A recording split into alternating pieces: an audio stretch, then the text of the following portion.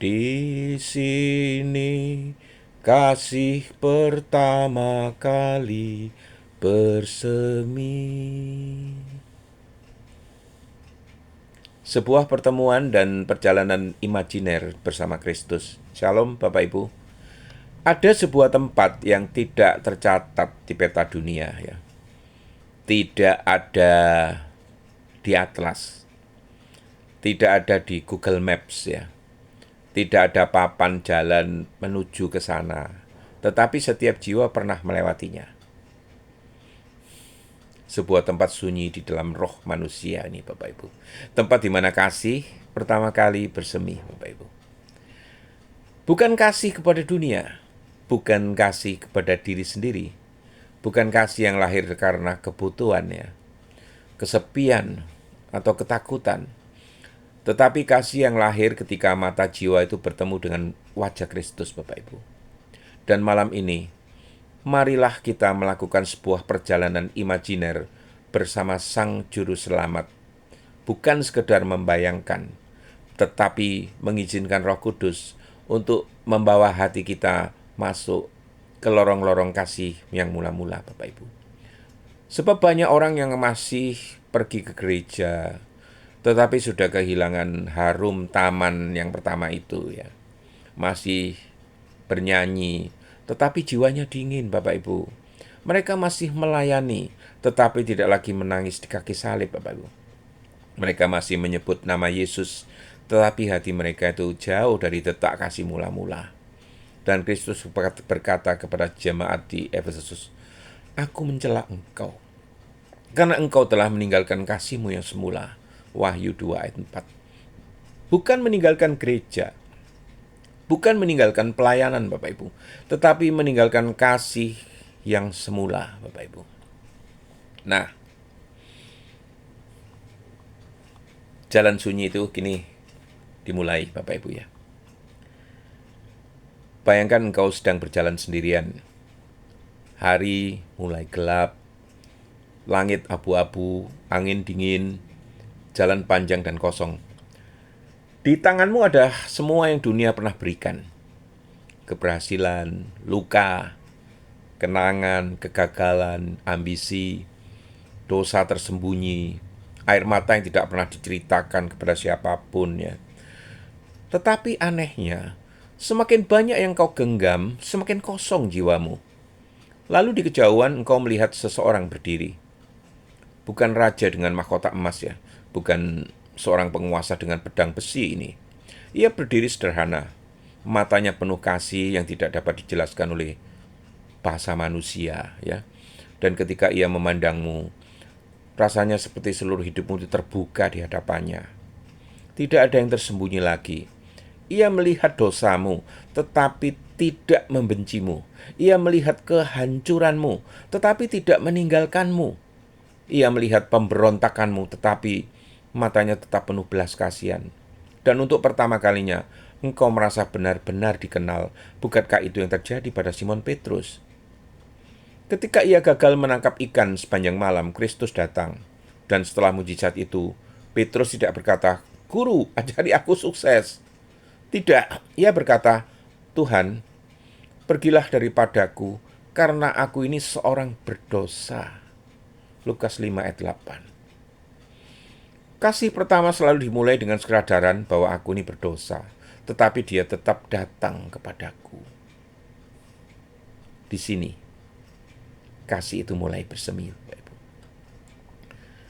Kristus mengajakmu berjalan, tidak tergesa-gesa. Ia tidak menarikmu dengan rantai, ia memanggilmu dengan kasih. Kalian melewati padang kosong kehidupan.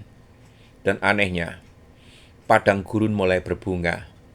Sebab di mana Kristus hadir, bahkan tanah paling tandus dapat bersemi kembali, Bapak Ibu. Kalian tiba di sebuah taman imajiner ya. Rumput hijau, udara tenang, langit seperti emas, dan Kristus duduk di bawah sebuah pohon. Ia mempersilahkanmu duduk di sampingnya. Tidak ada khotbah panjang, tidak ada penghakiman, tidak ada suara petir, hanya kasih yang diam, Bapak Ibu. Kadang kasih Tuhan itu tidak datang sebagai gempa bumi, Bapak Ibu. Kadang ia datang seperti embun, lembut, diam, tetapi menghidupkan.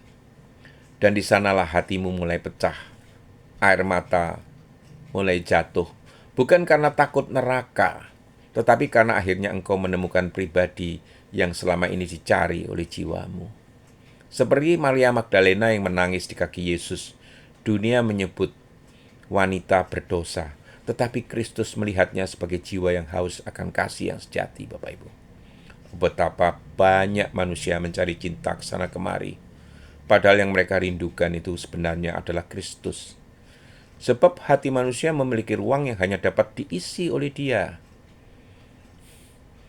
Luka-luka lama mulai dibuka, Bapak Ibu. Di dalam perjalanan itu Kristus membawamu ke sebuah ruangan yang gelap ya. Di sana ada pintu-pintu tua, Bapak Ibu.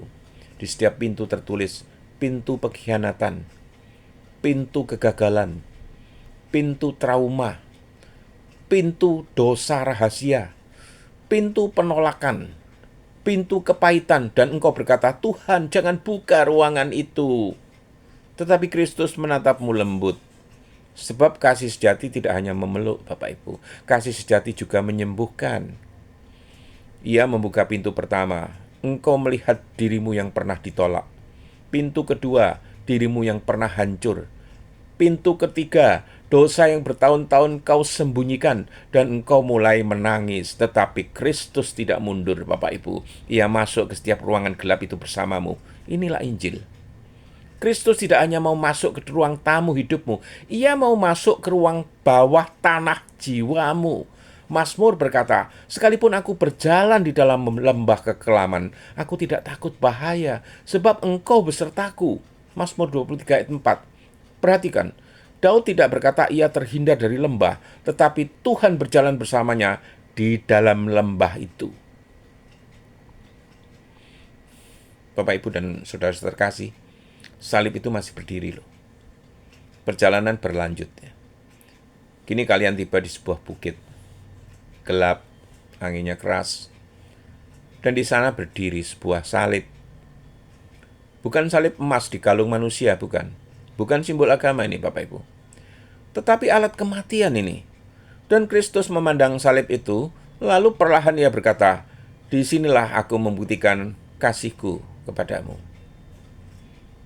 Oh gereja, kasih mula-mula tidak lahir di panggung mega church. Kasih mula-mula lahir di kaki salib. Ketika seseorang sadar, aku seharusnya binasa, tetapi dia mati menggantikan aku. Alkitab berkata, akan tetapi Allah menunjukkan kasih-Nya kepada kita. Oleh karena Kristus telah mati untuk kita, ketika kita ini masih berdosa. Roma 5 ayat 8. Bukan ketika kita suci, bukan ketika kita layak, tetapi ketika kita itu masih berdosa loh. Salib adalah surat cinta Allah kepada kita yang ditulisnya dengan darah anak domba. Ketika dunia memanggil kembali, bagaimana reaksimu? Namun perjalanan itu belum selesai. Kristus selalu menunjukkan dua jalan. Jalan pertama sempit dan sunyi. Jalan kedua ramai dan gemerlap. Di jalan kedua terdengar suara dunia, pulanglah. Kau tidak perlu terlalu mengasihi Tuhan. Sedikit kompromi tidak apa-apa. Semua orang juga begitu. Dan banyak orang Kristen perlahan meninggalkan taman kasih mula-mula. Mereka masih memiliki aktivitas rohani, tetapi kehilangan keintiman. Mereka tahu tentang Kristus, tetapi tidak berjalan bersama Dia. Percaya tentang Yesus berbeda dengan percaya kepada Yesus. Iblis pun percaya bahwa Yesus ada. Tetapi kasih mula-mula hanya dimiliki oleh jiwa yang menyerahkan dirinya sepenuhnya kepadanya. Lihat, Kristus masih menunggu di taman itu. Bayangkan perjalanan itu mendekati akhir, Bapak Ibu. Kristus membawamu kembali ke taman pertama tadi. Tetapi kini engkau berbeda. Hatimu lebih lembut, matamu lebih jernih, jiwamu mulai hidup kembali. Lalu Kristus berkata, tinggallah di dalam kasihku. Bukan kunjungan sesekali, Bapak Ibu, tetapi tinggal. Kasih mula-mula bukan emosi sesaat. Ia adalah kehidupan yang terus melekat kepada Kristus. Seperti ranting pada pokok anggur, dan tiba-tiba engkau sadar, selama ini bukan engkau yang mencari Tuhan lebih dahulu, tetapi Tuhanlah yang sejak awal mencari dirimu.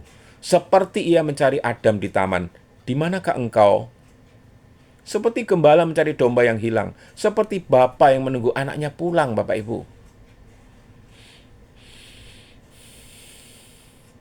Hari-hari terakhir akan dipenuhi oleh gereja-gereja yang besar ya, tetapi dingin.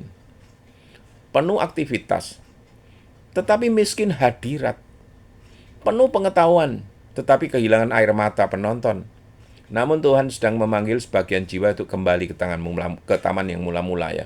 Kembali mencintai Yesus lebih dari dunia. Kembali menangis saat menyebut namanya. Kembali membawa firman bukan sebagai kewajiban, tetapi sebagai surat cinta dari sorga. Kembali berdoa bukan untuk meminta banyak hal, tetapi untuk tinggal dekat dengan hati Kristus. Dan Roh Kudus berkata malam ini, kembalilah kepada kasih-Mu yang semula. Mungkin hidupmu sudah terlalu jauh, mungkin hatimu sudah terlalu dingin ya. Mungkin dosamu terlalu diam. Tetapi dengar Bapak Ibu ya, Kristus tuh masih berdiri di taman itu, masih menunggu loh. Masih memanggil namamu. Dan ketika engkau datang kepadanya, kasih itu akan bersemi kembali Bapak Ibu.